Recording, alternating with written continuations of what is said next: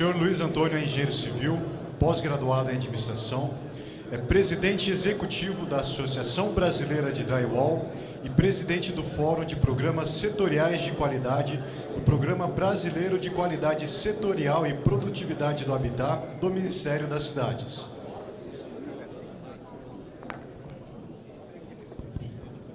Bom dia a todos. Primeiramente, agradeço muito ao Corpo de Bombeiros de Santa Catarina pelo convite, pela honra que é poder participar desse evento tão importante.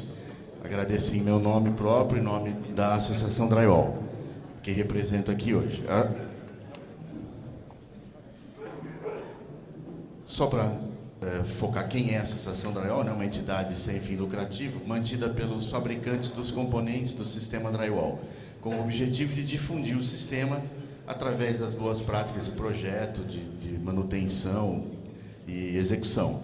E nós somos responsáveis perante a ABNT pelo Comitê 217, que é o Comitê Brasileiro do Drywall, que contempla todas as normas de projeto, execução e de todos os componentes do sistema Drywall. Bom, e o que é o Drywall?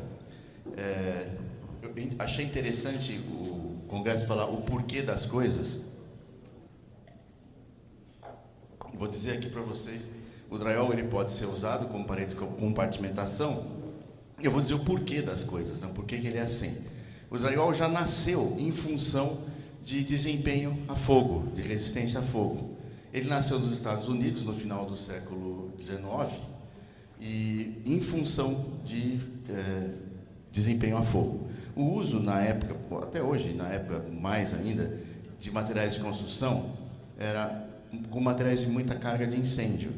O drywall é concebido para ambientes internos, e mesmo nas paredes internas, a mais usada era madeira, na época sem tratamento especial, madeira bruta, que propagava incêndio muito facilmente. E sempre foi um problema nos Estados Unidos. Porém, nesse dia aqui, 10 de outubro de 1871, aconteceu o grande incêndio de Chicago, que devastou a cidade toda. Foram 90 mil pessoas desabrigadas, 17 mil edificações queimadas, tudo de madeira. A partir daí surge um movimento no meio técnico para desenvolvimento de materiais que suportassem melhor ao fogo, tivessem um comportamento melhor, que retardasse a propagação do fogo. Em 1890, esse engenheiro Augustin Saquet, ele propôs a substituição de um dos componentes, que era feito de madeira, para um componente de gesso. O conceito básico é fazer um esqueleto, né, uma estrutura, no caso americano, de madeira, onde você fechava com painéis. A estrutura foi mantida de madeira, porém os painéis foram substituídos por painéis de gesso. Por que o gesso? Por causa da sua fórmula química. Um sulfato de cálcio biidratado, ele tem 2 moléculas de água a cada molécula de gesso. 20% do peso de uma pedra de gesso é água.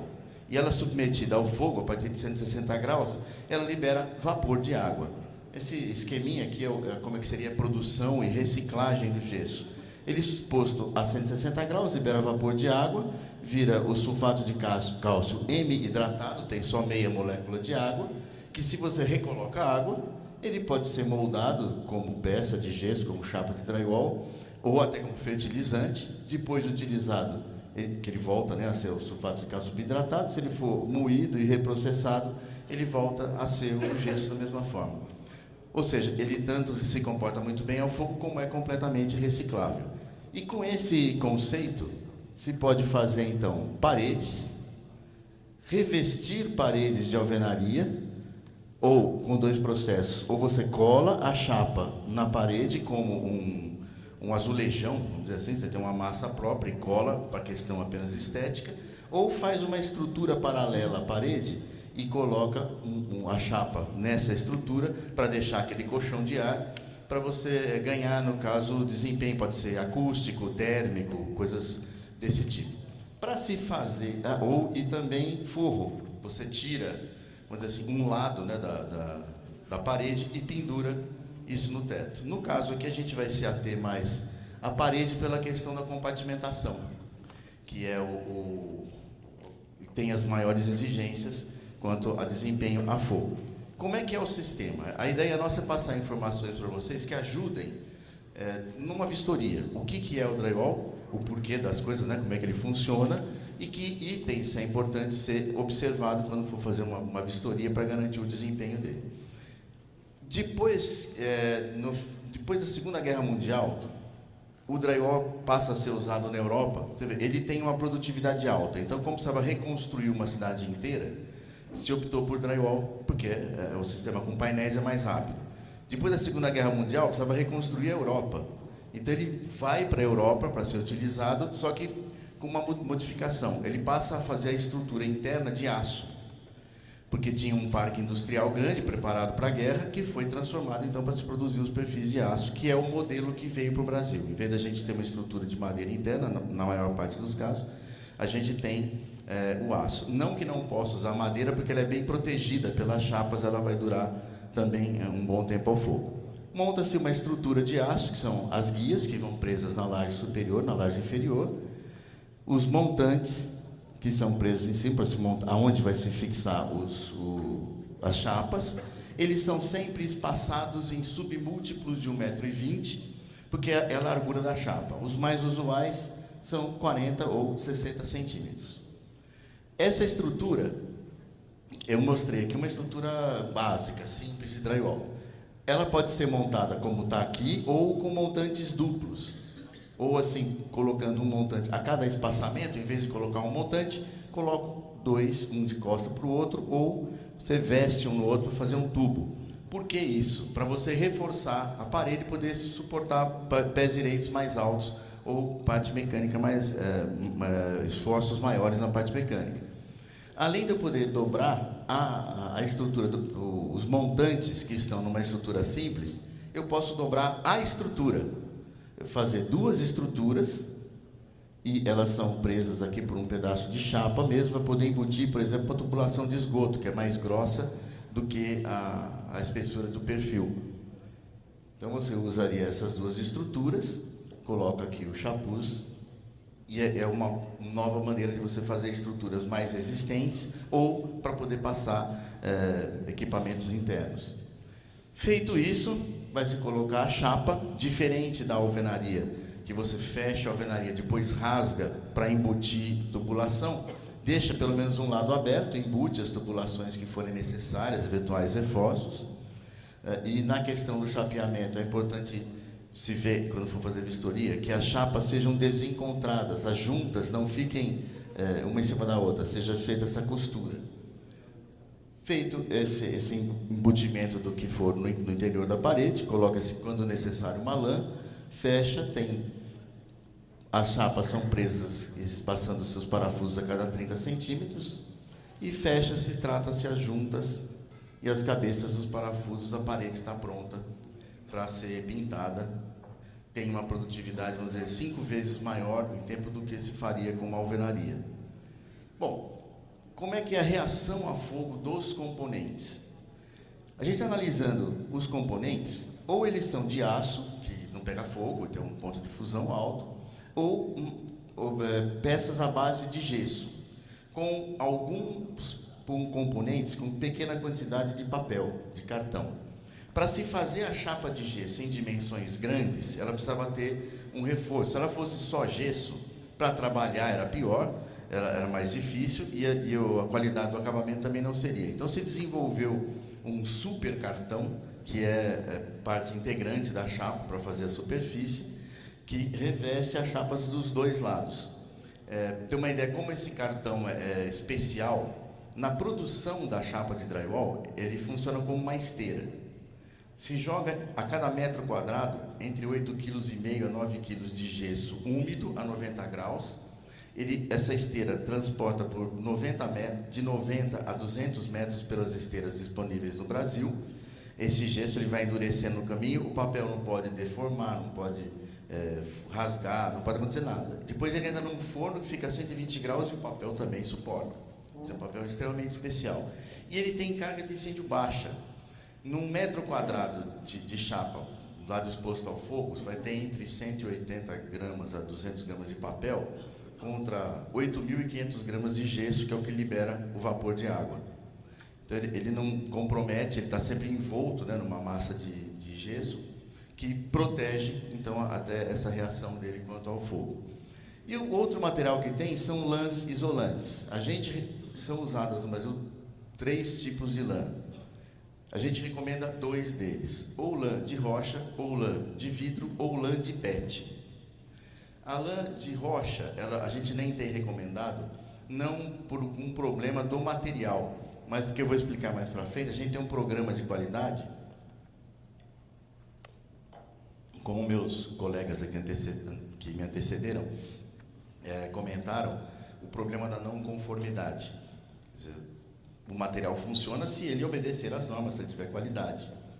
Então, a gente tem um programa de qualidade para controlar todos os componentes do sistema, que a lã de vidro e a lã de PET participam. A lã de rocha, por uma questão de interesse estratégico deles, o maior mercado é isolamento para a indústria. Então, eles não aderiram ao programa, a gente não tem um controle mais rígido sobre a qualidade da lã de rocha, por isso a gente opta pelas outras 2, que são aprovadas em todos os testes de fogo. Eu vou explicar isso mais para frente. Todos os produtos e materiais do drywall têm norma, tanto para montagem de projeto, para todos os componentes. Essas são as normas deles, o conjunto todo, inclusive, está em revisão agora. Até o começo do ano que vem, as normas já estarão todas revisadas, poucas modificações, mas está tudo em processo. Os únicos materiais que ainda não tinham norma específica para o drywall, que era a lã de vidro e a lã de PET, até o começo do ano terão norma também para os 2, para a gente controlar a qualidade. Bom, os perfis, como eu falei, que é aquela estrutura que não tem reação ao fogo, né? Ele vai derreter um dia, mas o ponto de fusão dele é alto. Sempre em 3 medidas, 48, 70 e 90, para cada uma daquelas estruturas individuais. A chapa de gesso, como eu comentei, que é a massa de gesso. O básico no Brasil da norma são 3 tipos de chapa. Essa marronzinha, cinzinha, né, para uso standard, uso geral, sem restrição. Uma que tem o cartão da cor verde, que é resistente à umidade, para se usar em cozinha, em box de banheiro, em lugares que estejam expostos à umidade. E uma chapa cor-de-rosa, que ela tem, aliás, ela tem um probleminha, né? O nome de ser resistente a fogo dá a impressão que só ela é resistente a fogo. Todas elas são, mas ela resiste o dobro das outras. Para que, se tem uma necessidade de uma resistência, um tempo de reação a fogo muito maior, teria que fazer uma grande quantidade de chapas. Com essa, você consegue fazer com um número bem menor de chapas. As massas, né, que são a base de gesso, e essas fitas de acabamento que ficam no meio da massa de gesso que se usa na junta, quando se faz o acabamento das juntas. As 2 tipos de lã que a gente recomenda, a lã de vidro e a lã de PET, que, como eu falei, atendem a todos os critérios quando faz os ensaios de reação a fogo. Bom, na reação a fogo, que é quando o fogo está do mesmo lado que está sendo avaliado, né, pensando na pessoa, o material mais exposto é a chapa de gesso. Quando ele foi fazendo seus testes, né, de reação a fogo, o IP e o DM, ele não é classificado como incombustível porque o papel queima no primeiro momento. Mas só por isso ele não é incombustível, porque logo em seguida, esse papel tem pouca carga, ele queima, e você então é classificado no 2A, que é o que não tem restrição de uso. E índices bem baixos, esse IP não dá nenhum na reação, e a densidade de fumaça, ela tem até uma sensação meio esquisita, porque como ele libera vapor de água, alguns testes do laboratório achavam estranho, porque ele solta uma fumacinha que é a queima do papel instantânea. Durante o tempo do ensaio, começa a sair o vapor de água que meio que limpa aquela fumacinha, então fica meio que negativo, ele fica na faixa extremamente baixa do DM. Quando se vê uma fumacinha, é vapor de água, não é problemático aqui. Como o sistema é um sistema multicamadas, tem um segundo teste, que é o SBI, que é Single Burden Item. Você tem que fazer um canto de parede de 1 metro por 1,5 metro por 1,5 metro, colocar no interior dele tudo que vai, tubulação, madeira, lã, se tiver, o que for colocado, ele é fechado. As juntas são feitas como se faz a junta normal da obra. Por quê? Para se ter certeza que a junta vai suportar, que não vai expor aquilo que está dentro da parede ao fogo num período muito pequeno, que provoque alguma reação.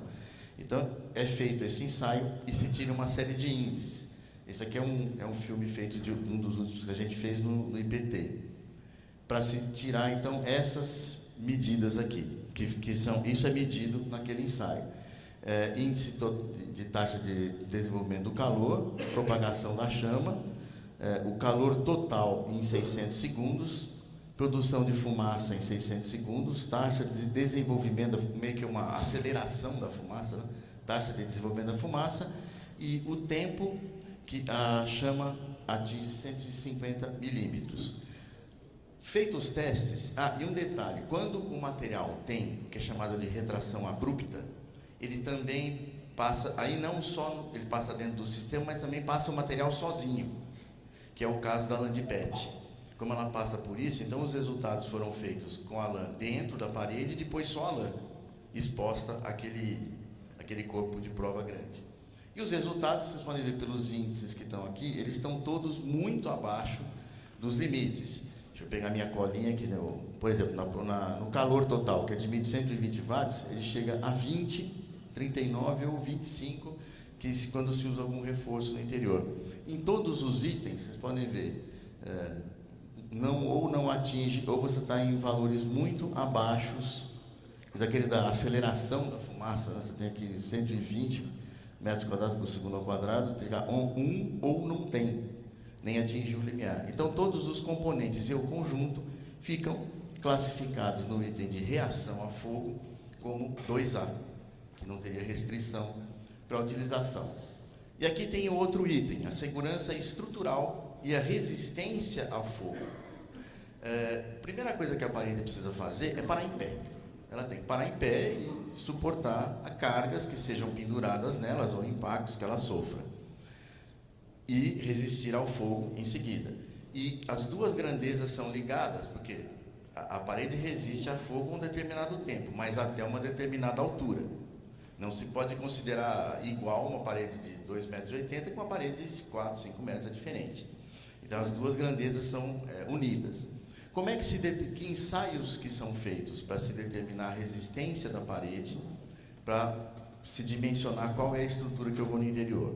Esse é o ensaio de corpo mole. É um saco de boxe que é arremessado contra a parede, e aí tem os critérios para aprovar ou não a parede. Esse não é só para o drywall. Pelas normas atuais, todas as paredes de qualquer material que for tem que passar pelo mesmo teste. A diferença que tem no caso do drywall é que ele leva o dobro de pancadas que leva uma alvenaria. Por quê? Porque não é um sistema de um material só. Ele tem uma parte que tem estrutura e tem uma parte que tem a chapa. Os blocos, por exemplo, é o mesmo bloco o tempo todo. Então, tanto faz o lugar que você bata, é a mesma coisa. Aqui não. Você vê que está escrito B ali? Porque aqui tem um montante, aqui tem outro. Você vai bater em cima do montante e depois vai bater no vão. Então, aquilo que é feito na alvenaria, no caso do drywall, é feito em dobro. E os critérios estão ali. Como é parede interna, sem função estrutural, são 2 impactos de 60 joules e um de 120 joules, que não pode ter falha, tem uma deformação instantânea e residual limitada para as duas situações, tanto para o 120 quanto para o 60 quanto para os 120 joules. Isso determina qual que é a estrutura, a altura limite que você vai poder usar cada tipo de parede. Na questão da resistência a fogo, aí o fogo está do outro lado. O ensaio que é feito, eu estava até conversando aqui com o tenente Wagner sobre ele, o ensaio de resistência a fogo. Como é que ele é feito? É um forno, aqui no Brasil, em operação, hoje tem 2 fornos, um no IPT e um na Unicinos, é do lado ali de Porto Alegre. Oi? São Leopoldo, exatamente, São Leopoldo, do lado de Porto Alegre. A Federal também tem um forno, mas não estava em operação, a última vez que a gente teve lá, por uma questão de uns filtros que eles precisavam ter. Aqui ele tem 5 queimadores, 3 de um lado e 2 do outro, se faz a parede e fecha a porta do forno com a parede que vai ser testada. Aqui não é só drywall também, pode ser bloco, pode ser vidro, qualquer coisa que você queira testar que seja uma vedação.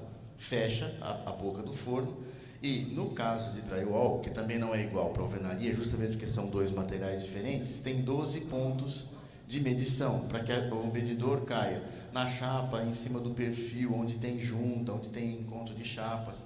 Então, são 12 termopares que são feitos para colocar, medir, né, o desenvolvimento da temperatura.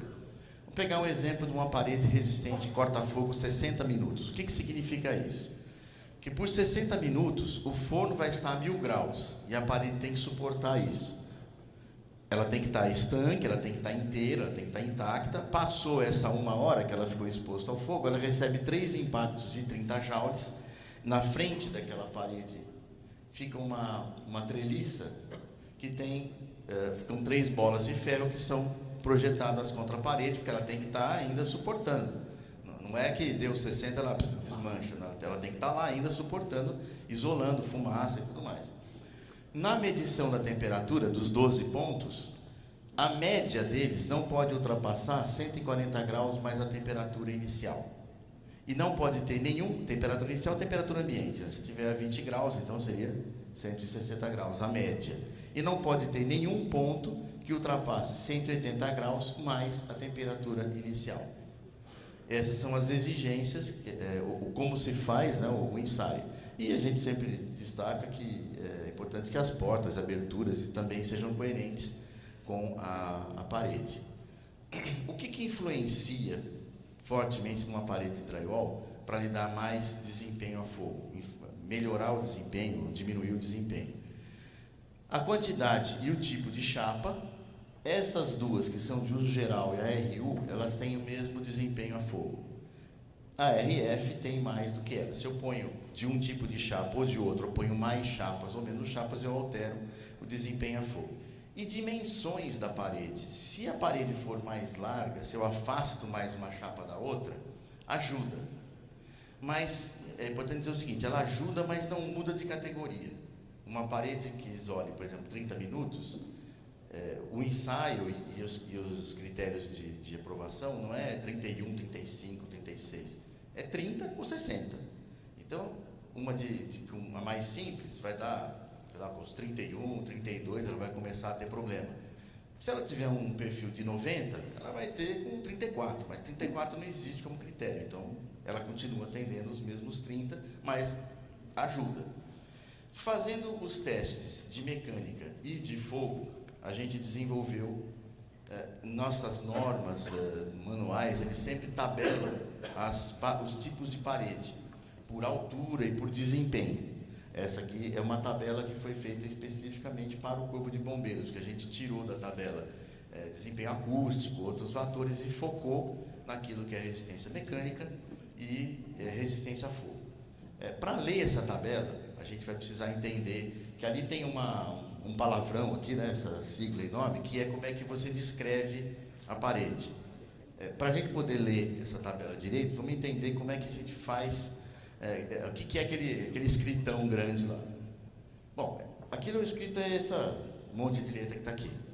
O que significa isso é simples, é fácil de ver o que é. O XYZ é marca. Se tiver marca de algum fabricante que ele queira pôr, ele põe lá a marca dele.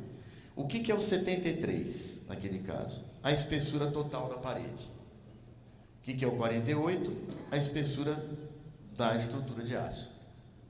O 600, o espaçamento entre a estrutura, se MS, se o montante é simples. ES, se a estrutura é simples, lembra que eu disse que podia dobrar a estrutura. E ela tem uma chapa standard de um lado, mais uma chapa standard do outro. Hoje, na norma, tem o BR, que a chapa tem borda rebaixada, né? Mas a gente vai tirar isso da norma, porque todas têm borda rebaixada, então não precisa pôr, porque todas têm. Então, e no caso aqui, se colocar lã no interior, e como nesse caso do exemplo é uma lã de vidro, então é uma lã de vidro de 50 de espessura. Então, recapitulando para fixar na cabeça. O que é aquele normão lá? 73 é a espessura total, 48 a espessura da estrutura, dos componentes da estrutura, né? 600 o espaçamento dele, se é montante simples, MS, ES se é estrutura simples, e quantas chapas são e a sua espessura. Então, uma parede mais simples, essa daqui, 73, 48 a estrutura, 600, montante simples, estrutura simples, uma chapa de cada lado. Essa aqui, eu tenho 73, a mesma espessura, né? 48, a mesma espessura de componentes, só que eu vou espaçar a cada 400, é montante duplo, tem um de costa para o outro, a estrutura é simples e uma chapa de cada lado. Fazendo os testes, essa parede mais simples de todas, que é a de 73 com 48, que é a espessura da estrutura, 600 espaçamento, montante simples, estrutura simples, com uma chapa de cada lado, ela passa nos testes como parede corta-fogo 30 minutos. Com esse espaçamento, do jeito que ela está aqui, ela vence um pé direito de 2,50 metros. Se a gente mudar o espaçamento para 400 milímetros, 40 centímetros de interperfície, ela continua sendo corta-fogo 30 minutos, porém, ela vai até o pé direito de 2,70 metros. Se eu dobrar os perfis do espaçamento de 600, ela continua com 30 minutos, mas ela vai até 2,90 metros. Se além de eu dobrar os perfis, eu reduzir o espaçamento para 400, ela resiste 30 minutos, porém vai até 3,25 metros. É o que está naquela tabela que vai ajudar quando for ter uma vistoria. Se eu coloco a lã no meio, o nosso conceito aqui é que a lã não atrapalhe. É possível que uma lã ajude no desempenho da parede? Até é. Mas as lãs que são usadas no Brasil são para desempenho acústico. Para que ela melhore o desempenho a fogo de uma parede, teria que ser uma lã especial. Uma lã cerâmica de uns 200 quilos, lã de rocha, como foi usado no ensaio que um colega meu fez, o Deluca, que por sinal está aqui presente, foi de 130 quilos. Uma lã que é mais pesado que a parede, caro para chuchu, e que se você coloca uma chapa a mais, você tem o mesmo desempenho, muito mais fácil, muito mais barato, não introduziu nenhum elemento novo. Se a lã não atrapalhar, já está bom. Colocou a lã, não muda nada, e como eu dobrei os montantes, estou 400, continua sendo 3,25 metros. Qual que é o conceito? A menor parede dá 30 minutos, com chapa standard de 12,5. Se eu aumento a espessura, ou para 70 ou para 90, ela continua nos 30, alterando eventualmente o pé direito. Perdão, opa, passei uma mais aqui. Eu posso dobrar também e ela continua com 30 minutos. A primeira parede que vai me dar 60 minutos, eu estou colocando 2 chapas standard de cada lado. Aí ela me dá 60 minutos. Numa visão geral, né, eu tenho para 30 minutos essa menor parede, que é o menor perfil com uma chapa de cada lado, 30 minutos. O menor perfil com 2 chapas de cada lado, da standard, também vai dar 60 minutos. Se eu trocar as 2 standard por as 4 standard, por 2 RF, ela também dá os 60 minutos. Para chegar a 90 minutos, a gente sugere 2 chapas RF de 12,5 milímetros de espessura e para 2 horas de fogo, 2 chapas RF de 15 milímetros. Com isso você tem montagens para atingir qualquer tipo e seguindo aquele teste, que é o que está na tabela, referente a cada tipo de desempenho para cada altura que dá. Então vamos pegar uma parede qualquer aqui. 96 de espessura total, 70 que é a largura da estrutura, da peça da estrutura, espaçado a cada 600, com uma chapa standard de cada lado. Se você usar montante simples, essa aqui, né, é o número 7, ela vai até 3 metros, se você montar o dobrante duplo, ela vai até 3,60 metros. Se for com chapa standard ou RU, ela 30 minutos, se for com RF, 30 minutos também. Tem outras montagens, como essa número 6, se eu usar com a standard é 90, se eu fizer com RF é 120 minutos. Essa tabela, ela já consta em T de Corpo de Bombeiros, no caso de São Paulo ela já passou a usar, e vai estar numa publicação nossa que vai ser lançada esse ano. Olhando essa tabela e o que está nas nossas normas, as alturas de paredes vão até 6,5 metros. E depois de 6,5 metros, quando fizer paredes maiores do que essa. E elas existem e funcionam, né? paredes, inclusive, de depósito, quando mostrou o pessoal aqui do Sprinkler. Aqui, o critério é fazer mais ou menos a mesma coisa que se faz, nesse caso, com estrutura de concreto. Você não constrói, ou de aço, você não constrói a estrutura para testar a estrutura, para saber se está para construir a estrutura, você calcula a estrutura. Né? Existe um modelo matemático para fazer isso. Com mais de 6,5 metros, precisa de um modelo matemático, porque não tem forno no mundo maior que 6,5 metros. Essa aqui é uma foto de um forno que tem no Reino Unido, que tem aqui 6,5 metros de altura, onde eu posso ensaiar a parede real. Tem esse forno na Alemanha, na Inglaterra, nos Estados Unidos e na França. Certo? Acho que esses que são os que existem hoje. E como as nossas associadas são empresas multinacionais, a gente usa esses laboratórios como referência para os nossos testes também. Esse é o maior, e não é só para drywall também, viu? Qualquer tipo de parede só pode ser ensaiada até 6,5 metros, porque é o maior forno que existe. A partir daí, o que se faz? Um modelo matemático. Você calcula, como calcula a estrutura de um prédio, você faz a mesma coisa. Pega o resultado dos 6,5 metros, tem os componentes e joga no modelo matemático consequentemente, se aprova ou não a execução daquela parede. O que a gente sugere para o Corpo de Bombeiros? No caso aqui para todos, né, de Santa Catarina. Uma coisa que foi levantada aqui pelos meus dois antecessores é a questão da não conformidade. A colega da sinalização mostrou o que é uma sinalização, que atende os requisitos e a que não atende os requisitos. O Sprinkler, a mesma coisa. O material de construção, todos são assim. É necessário que, para que funcione, tenha que atender às suas exigências, às suas normas. Filé parmegiana é bom, mas se fizer com um colchão duro, fica bom? Não fica bom, fica duro. Então, tem que funcionar que todos os componentes atendam às suas respectivas normas. Que, no nosso caso, que deverá ser especificado. No caso da estrutura de concreto, é o estruturista que calcula. No caso desse sistema drywall, como são os fabricantes da chapa de drywall que desenvolveram o modelo matemático, que eles se responsabilizem para isso.